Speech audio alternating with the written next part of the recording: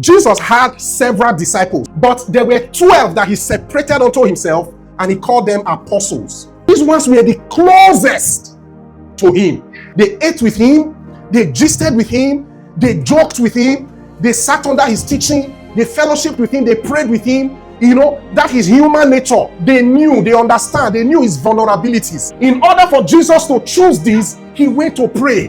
When he went to pray, the Father gave him the list of the 12. And one of them was Judas. Judas was chosen by Jesus, meaning he met all the divine requirements for being an apostle of Jesus. But there was a challenge. There's a principle that lust, when conceived, will always lead to what? Sin. And when conceived, will always lead to what?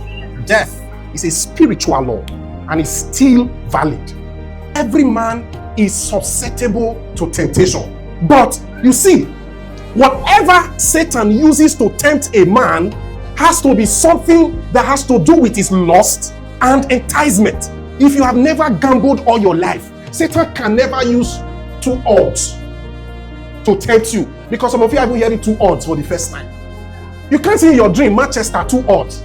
You won't even understand. But a person who has been tempted severally with betting will understand, and we think it's a vision from God.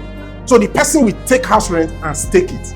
Every temptation comes with lust and enticement. If you allow that lust to continue, you don't deal with it, it brings what?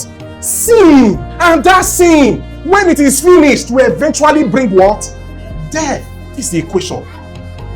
Lust, when you process it, progress it, it must bring sin. That's when the person falls into the temptation. The person commits an act of sin. And that sin, Satan's plan and goal is it will eventually lead to death. For Jesus, the Bible says that he was in all points tempted as we are, but yet without what?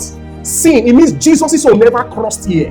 He never allowed it to cross to sin. And that's what God expects every believer. Even though Satan tries to bring loss, never allow it progress to sin.